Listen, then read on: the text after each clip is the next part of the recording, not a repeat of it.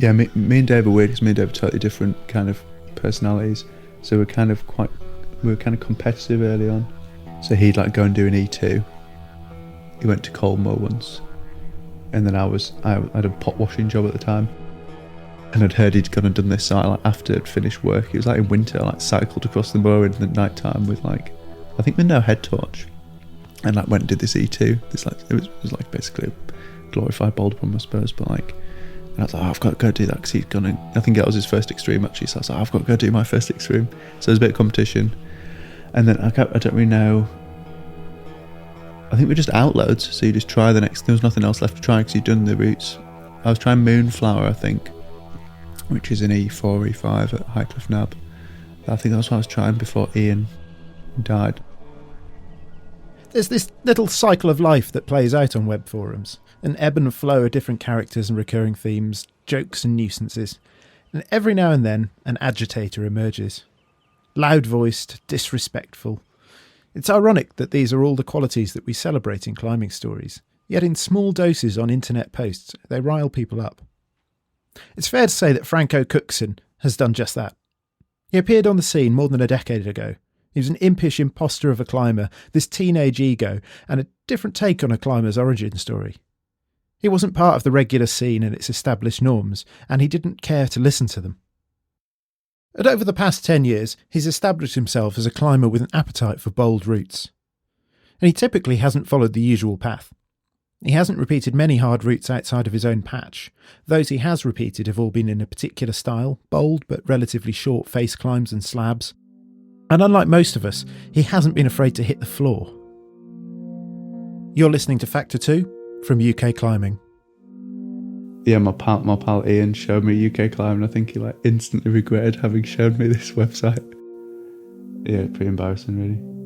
I mean, like, I remember having this really, really vividly, this stupid conversation. I think about we started some thread on UKClimbing where I was like, how come like people who can boulder like, I don't know, I can't remember exactly what it was, but like, how come people who can boulder like V3, how come they can go and do like a V1 at height or whatever, like they can climb up pretty close to like their limit soloing. How come people who climb like 6B can't just on-site 6B at their limit?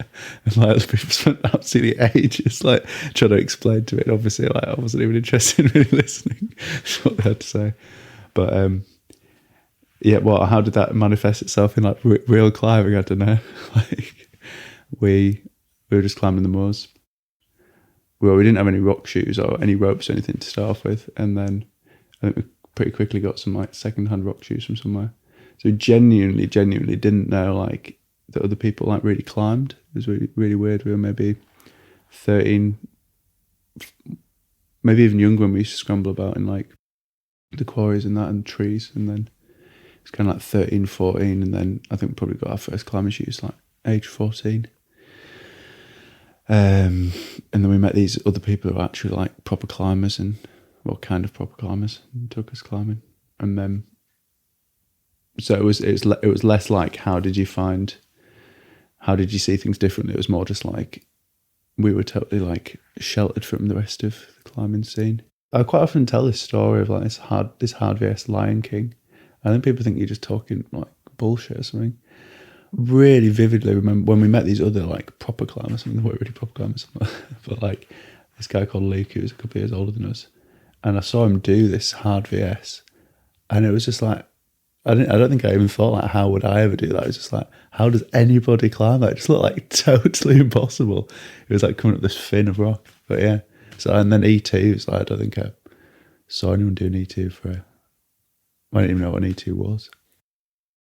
So Luke, who was like this guy, he's always dipped in and out of climbing. Didn't he had this theory that climbers were like obsessed with danger and like wanted to just like control it. I don't know if that's true. Yeah, I mean maybe. I don't know. Maybe the danger's not actually quite as big as we think as well.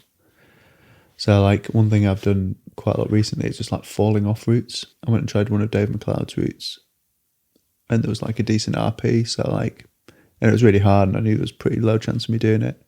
And in his write-up of it, he makes it sound really dangerous. And I can tell you, he's not lying. He's not like wrong. It is pretty dangerous. But like, I was like, well, if I fall off that RP might rip. But if the RP rips, it's going to be pretty close to the ground. So like, that's not actually really that dangerous. If you have like loads of little margins, and I fell off and I did hurt my ankle, but from another reason, just a clipped ledge on the way down, and the RP actually held. So you're like, all right. So I think quite a lot of routes like that, particularly if you're doing routes that are sub kind of 15 metres, sub 20 metres, if you've got some gear or like, so like nothing lasts, on paper you're like, all right, so you've fallen off from like 12 or 14 metres or whatever, and you've only got some sky hooks, which are almost certainly going to rip. Man, that's really dangerous. You're going to hit the ground from 12 metres. But actually the sky hooks, whilst they'll almost certainly rip, they'll also almost certainly take a lot of the impact of the fallout. And you've got a lot of, if you do it in like summer when the bilberries are up and you put pads on, you've got pretty good landing. So it's only like 50% higher than a big highball would be. Skyhooks are taking a bit of fallout. Well, actually, pretty unlikely to hurt yourself, aren't you? And actually, you could probably, occasionally you'll fall off from really high and you'll be okay. Quite often you'll fall off from a lot less high and not be okay. But yeah, I mean, like you got to choose your deck outs as well. Like, you know, if you're like decking out of Pembroke, like, well, Caff really hurt himself doing that, didn't he? Decking out, not at Pembroke, but decking out on sea cliffs. If the ground's hard, that's the great thing about the moors, is I think, actually, I think there's some skill involved, actually. I should big myself up more. I definitely need to see that more. I'm pretty good at falling off. I'm a lot better falling than climbing. And a lot of that's just jumping around. So like before we climbed, we used to climb a lot of trees and like jump out of trees and like jump between trees and stuff. So, and jump, I used to go to like Whitby and like jump off the pier there and stuff. So I think you can like train that, although my legs are a bit knackered now. I basically went and tried to, it was almost like grade chasing really. I wanted to climb like the hardest trad route I could, which meant that like I wanted to go and look for stuff that had no gear. Trad climbing, you've got like, it's like a formula. It's like difficulty times by how pumpy it is, times by how dangerous it is. So if you focus on any one of those things or kind of become average at all three of being able to push all those things, then you're able to do really hard trad routes. So it definitely became, I had this big thing in my head. I had a few like delusions in my head. One thing I really thought really strongly was that I was going to die when I was 25. I had this like massively, which I obviously haven't done. So everything was like, I was like trying to cramp stuff in before I was like 25. Yeah, and I did loads of like really bold routes, which sounds a bit insane, doesn't it? It sounds absolutely ludicrous. Well, if you're really I don't know. fatalistic, then maybe you're just like, it's going to happen anyway. So, but it is going to happen. I think that's one of the things, like, because you are going to like. I mean, if you have a near-death experience, you like time is totally not relevant. So, like an instant, you can have an infinite number of thoughts in like an instant. In the moment that you die, and everyone's going to die out there, like it doesn't matter if you get blown up, like by a bomb, you're still that instant. However quickly you die, it could be like absolute infinite ponderment and like thought about stuff. So, like in that moment, if you look back on your life or you have like these like really raw emotions, like what are you going to look back on? So if you think, oh, I'm going to die, well, you know you're going to die, don't you? Everyone knows they're going to die. It's actually like certainty, isn't it, pretty much? If you have like that certainty of like, all right, you're going to die, you have to kind of live. I mean, maybe I've gone a bit too far of like, you have to live the rest of your life like that's going to happen, because if not, you're just like totally ignoring reality, aren't you? So you can look at me and be like, oh, that's someone who's just like deluded and living like a total lunatic. Well, maybe not now, but like how I had done. But actually it's like the other people who are like insane, isn't it? Because they're just like ignoring like what is certainty. It's weird, isn't it? Because it just sounds so grandiose, doesn't it? Like, oh, we're going to die one day. What are you doing about it? And you're like, well, you have to. It's a bit like saying, oh, I don't believe in anything, like God or whatever. And you're like, what have you thought about it? And then like, oh, no, not really. Well, all right, you can be agnostic, but you have to have like thought about it, don't you? Because it's your life. It's not like, you can't just be like, because that is insane, isn't it? If you don't think about it. If you think, actually, I don't want to like go to the grave not having done like Nothing Lasts at Sandy Crag, it makes the decision of doing nothing less at Sandy Crag totally easy, doesn't it? Even if, and that, I think that's the mentality you have to adopt if you're not, if you're not Dave McLeod or somebody who's like really good at climbing, or Steve McClure, if you're like, right, I want to do that route. And maybe it actually allows you to push it further than they can push it, because Dave McLeod is like way, way, way better at climbing than I am. But he has to have such a margin for error because he like has a family and like is like a reasonable person. So like he has to have such a margin to do these like bold routes, to do something that's a certain level of boldness, that actually like holds him back. Whereas actually if you come at it from a totally different point of view, it'd be like, right, I'm going to be way weaker and like way less good. If you can just push the margin, like the hardest bold pumps I've done are like on routes in a soloing position. If you can do that, then you don't need to be anywhere near as good, do you? And that's really exciting. I think that's like the most exciting thing ever for the future, that like if the next generation for trad climbing, if trad climbing doesn't just die, if like someone like manages to marry up the really, really high ability of like bouldering and sport climbing that people seem to have in Sheffield, and like hanging on 6mm edges and stuff, if someone marries that up with like that philosophy of like, I don't know what you call it, like you're supposed to call it fatalism, or it's not really, is it? It's more like positive than that. Then you'd have like something that's absolutely incredible. Like you could climb like way, way harder. Franco's early climbing career played out in an unusually public manner on the UK climbing forums. There were some egotistical rants, some unusual looking new routes, but there was one incident which was written up later by mountain guide Twid Turner. Franco wasn't directly involved in this incident, but he was involved in some rather vitriolic posting to defend his friend. We went on this absolutely just ridiculous trip to Scotland. So me and Dave had never been winter climbing, and then we saw Ian. So Ian was this tiny little guy, like he was a couple of years older than us, but he was really small and a really strong climber, could just hang around forever, and he was just like this really solid climber, and he's real old school. Oh, and then we also, I suppose I should probably mention, we met really, really good force for climbing the most, the Cleveland Mountaineering Club, which always sounds a bit weird, doesn't it, Cleveland Mountaineering Club? But they're like really, really active, old school, like climbing on wet rock, using old gear, like out in all weathers, kind of climbing the snow, like dry tooling. Well, they didn't call it dry tooling, just like winter climbing with like no conditions in the mud. And then Ian had like, so I suppose he had no mates really, apart from this pal, Rob. So he attached himself onto this older group of climbers. So he was like really old school, and then he like made us quite old school, I suppose. But he'd been winter climbing like 2 days or something. But I think we thought it was like really experienced. And so he had this like purple course, this like 1 litre course. So we all drove up to Ben Nevis. It was proper winter conditions, really cold, and we all just like slept on the ground. Oh no, we slept in the car, just like sitting up in the seats, and Dave Warp slept like in the back of the car, and then me and Ian would wake up really cold at the night and turned, I think David like snuggled behind the car so he like wouldn't get run over in this car park.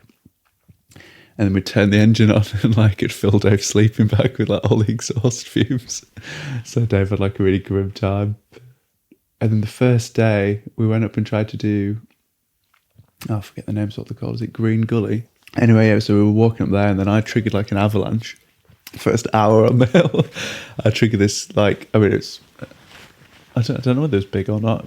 I lost all my gear anyway, and like took Ian and Dave out, and like Ian's crampon like went like really nearly like went in my groin, but really nearly like totally knacked me, and I lost like my rope and like all my ice axes. So I had to like sit out. I was like, I'll see you back at the car. So they did Green Gully, and then the next day Ian took us at 0.5, and I was like I was just like a gibbering wreck, like first winter route. I was like absolutely terrified. We only had like 2 ice screws. So, and then the next day, because David lent me his ice axes, so he just sat out all day just in the cold. Pretty sound really. And then the next day, Dave and Ian went and did, I think it was Kellett's route or something. It's like a grade 6. So it was like, Ian like, it's pretty impressive really. He like basically soloed this route because he did it. I don't think he had any ice screws for the pictures. And Dave was second in with these like crappy old ice axes, and then I think they were on like pitch 2 or something, and Dave fell off, like his ice axes popped. And then Ian had decided they were just leading on like 1 8mm rope. And then Ian had decided to like just like body belaying for something. I can't remember why he was body belaying. He had this terrible belay, and then half his belay rips out, and there's just like one old duff peg or something that had held. And because it ripped out, Ian had spun sideways and couldn't hold the body belay and just dropped Dave. So Dave fell the full length of the route, ended up in the gully. And he had this cig bottle in his bag. So we never went to the pub because we had no money, but that night we went to the pub. And Dave got his cig bottle out, and it was just like dented like right to the other, but it was totally unscathed. He had another rope in his bag, weirdly. I don't know why they didn't use that. I think it's because they're different diameters. So I think the rope and cig bottle had like saved him. I think he bounced like 3 times and every time landed on his rucksack. And then the bottom of the gully was quite steep. So then we went to the hospital, and there was this like foreign doctor. And how far did you fall? And Dave was like, 60 metres. And the guy was like, 6 metres? That is a big fall. And he's like, no, 60 metres. He's like, no. Like, there's some mistake. If you fall 60 metres, you are dead. He's like, no. So we're going and doing these like stupid things, like not particularly like hard things, but just like having these ridiculous times out, feeling like invincible. If you've been posting on the forums for a long time, you might remember Ian Jackson. He became a regular poster on UKC and always seemed very measured in his responses on the forums. Twid's article pointed out some of the mistakes that Ian had made in his accident on the Ben. While Franco's reaction was anger, Ian responded thanking Twid for rescuing him and calmly correcting a couple of the assumptions about the situation. Ian was killed in 2008 in an accident while abseiling off a sport route in Chamonix. Franco was in the Alps with a young team at the time. Losing a mentor had an understandably profound effect on his outlook on climbing. I think it's generally pretty negative when people die. I don't think it's like, oh, right, we're all great, like comrades, let's go and I think Luke's always like given up and started climbing again and stuff, and he wasn't really living in the moors anymore anyway. So, and then Dave's a very kind of strong, like mentally strong. Unlike anyone else I know, actually, like most strong people, in inverted commas, like when you actually get to know them, actually just like total wrecks of like humanity. But actually, like Dave does seem kind of like infallibly strong. Like, yeah, a bit weird really. He kind of seems to be able to just kind of plod on regardless of whatever happens. And then I was like a bit of a mess. If you lived in like a vacuum without other people in your life, that would be like, you'd be able to climb a lot harder, I think. But then it goes back to this, that's what's great about that philosophy of like thinking that you're actually going to die is that even that just allows you to just dismiss everything, because you're like, I've seen what it's like when like a mother loses her child multiple times. I've seen like, you know, other people who are left behind. That's going to happen anyway. Yeah, remember. So I was like climbing with Ian a lot more. So I hadn't actually known Ian that long. It was like a really, really intense time. Like, I spent loads of time with him, and it was all I was thinking about, like just going climbing all the time. Yeah, and then he said he was going to the Alps, so I was like, I'll come out to the Alps with you, and like, so I suppose that was our attempt at getting into like doing what everyone else did. And then when Ian died, I suppose that kind of put us off like Chamonix and stuff. Yeah, he was complete opposite of. Well, Dave's quite like that actually. It was complete opposite of me anyway. Yeah, which I think kind of. Yeah, I've had quite a few friends who've died, like quite close friends, which I think messes you up quite a bit. Yeah, when you have someone like that who's, I mean, everyone becomes an angel, don't they, when they die? But like, weirdly, I think a lot of people who do die are like, some of the people who I've had die are like the most interesting and kind of sound people I've known. And Ian was like, I mean, he had a lot of failings, like everyone does, but he was like really modest and really, just like wanted to do stuff the proper way. So he really looked up to some guys in the Cleveland Mountaineering Club they were kind of in the 60s then. One of whom kind of got him to climbing at school. It was like his PE teacher, I think. Chris Woodall, he'd actually done loads in the Alps. He's a bit of a legend, really. So Ian wanted to go and do like, he wanted to go and do like the proper routes on Pavey or like Scarfell or whatever.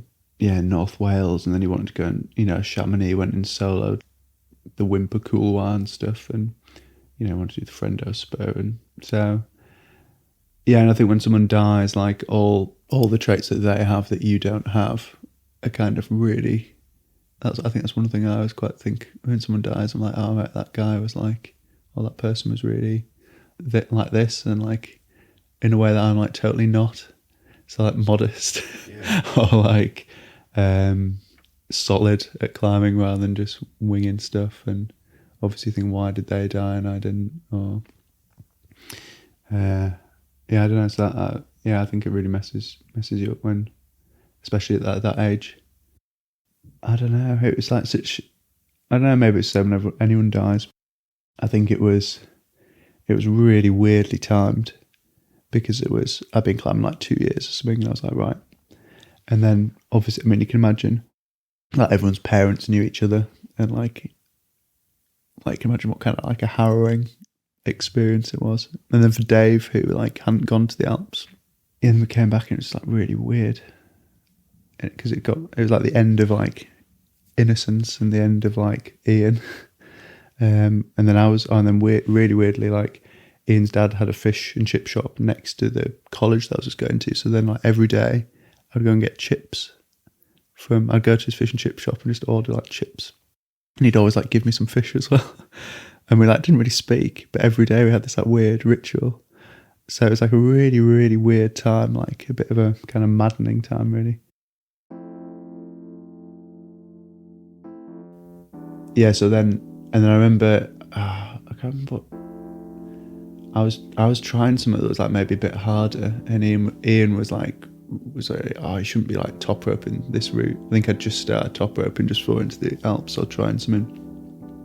And he was like really disapproving and like saying, oh, you should do it the proper way. Like, it's really ridiculous. It's like being like in the 80s or something. Like, I don't think anyone else cared to do it, like whenever that was. And then, like I said, Ian was like really like old school, like everything has to be on site. And then I'd already had this kind of brief flirtation with like looking at a route. And then I found this amazing unclimbed line at Danby Crag, which kind of up to that point was just a totally neglected crag. And I found this arete and I tried to on site and I fell off. And like it was like stupid to try on site anyway. So I was pretty lucky to get away with. I didn't really get very far anyway. I was pretty lucky to not hurt myself. But then, so then I really wanted to do this route, but I knew to do the route I'd have to like kind of cheat really, as I saw it then. So then I didn't, like that was kind of like betraying Ian's memory because he like wouldn't have approved. Tom Ripley he was out in the Alps at the time, and he had managed to score this apartment that had this hot tub, and we were all sitting in this hot tub looking up at like the Drew or something just after Ian had died. And I remember just thinking like, or we might have even talked about it, just like, well, we're either going to have to like give up climbing or like the opposite, because you can't just plod on as usual like after that's happened. So I suppose I decided I wasn't going to give up because I didn't really have anything else to do. And then you're like, all right. And then, yeah, and then it totally tallied with finding this route. And then at the time I was like, I probably was like solidly only climbing about E2. And this route that I found turned out to be an E8. So I just worked the hell out of it. It was the Moose at Danby Crag. Yeah, I mean, I remember it just being like a totally pure, absolutely pure joy in every way, like total hedonistic delight, total like long-term, like succeeded at life feeling, and just like amazing. I mean, the rock's just amazing on it, and the gear's like quite bad, and the moves, like it's just, the way I used to do the move was like you got to go around this arete and you have to get a really high left foot. And then like I used to like dislocate my hip a bit to like go around the corner and then do this reach. So it just like felt like it's perfectly designed for me. So like the holy grail for me was to always find like something that was like ludicrously bold. The weirder you are, so like if you find your really weird attributes, so like if you're really tall and really lanky, or you're really like powerful and can like short, stocky things or really flexible, if you find all the things that are the weirdest things about you, bundle them all together, and then mentally try and find something that's really weird about you, that you try and find a logical course for like doing bold routes, and then you bundle all that together, then you can find like a perfect, it's almost like you've almost like a jelly mold. You've almost, in the rock, you can find like something in the rock that's like the total opposite of you, that kind of fits you totally perfectly. And then in theory, you could do something that's like, you could do something that someone else couldn't repeat. So that's what I was always trying to look for.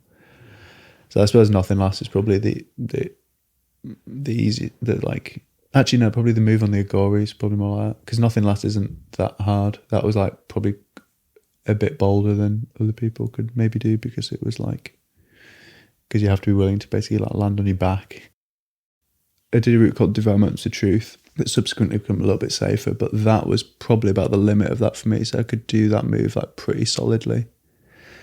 Whereas Nothing Lasts was like a little bit different, because it was like really, well, I fell off it, it's really quite insecure climbing. So I think you can push it actually a little bit beyond there are some routes that you can't automate. And it's not like I'm like fearless, I'm like a right gibbering wreck like all the time. Like, just even what I watched like Nick Dixon do a route, and I was like just terrified, like just watching him do it. Like I'm like a right chicken. It's not like I'm like fearless. It's that you like, I don't know what you call it. You just like logically, you're like totally aware of your fears. Like sometimes if I'm doing like a really bold thing, I'll like deliberately like top rope or shunt something, like imagining like the fear and just feeling like, oh my God, I can't ever do this. This is just like horrible. Like I'm going to die doing this, and have these like proper visions of like death of doing it. And then, but then having gone through that process, you then like, when you go onto the lead, everything you perceive after that point it's not going to be any more scary. Hopefully it's probably going to be less scary, because it's now a bit of a habit that you've experienced that feeling of terror. Like kind of maybe habituates off to being like quite calculated. And a lot of people deck out a lot, don't they, like bouldering. So it's all relative. And then thrown into that, I think it's confused by the fact that I've taken some like really stupid falls, especially like the early one, like I fell off at Tin Whistle, and that was the really big one where I fell 20 metres. That's horrible, isn't it? Yeah. So that was just stupid. That wasn't like planned. I'm not going to sit here and like pretend that was like some grand part of the grand plan. That was just a mistake. But a lot of decking out is like rope calculations. Again, it's perceived risk, isn't it? If you just grow up in like tedium, and you don't like, I always feel quite guilty when like people have like really hard lives, and like I've not really had a hard life, and then you go and doing these things that have like really like serious consequences, and you're like, why the hell am I doing this? This is like, it's like a bit pathetic, isn't it? Really. I feel quite bitter that it's like quite a long time ago. Like, when was it now? It must be like 10 years ago or 11 years ago. And you're like, that's like a long time, isn't it? You know, if you said like, oh, like my mate died 11 years ago, you'd be like, oh, you're over it now, aren't you? But like, yeah, such strong. You feel like really cheated.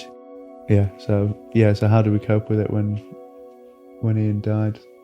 Totally differently and quite independently. So I just went off by myself, and Luke went off by himself.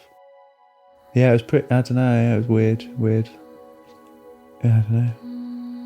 You never get over either, I don't think, like when someone dies, I don't think.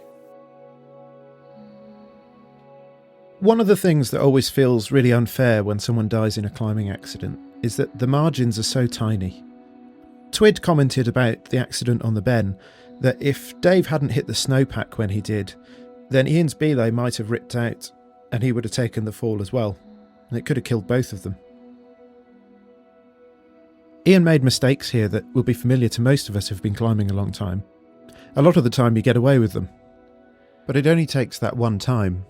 I often think that a lot of the things we do in climbing look like insanity to the outside world.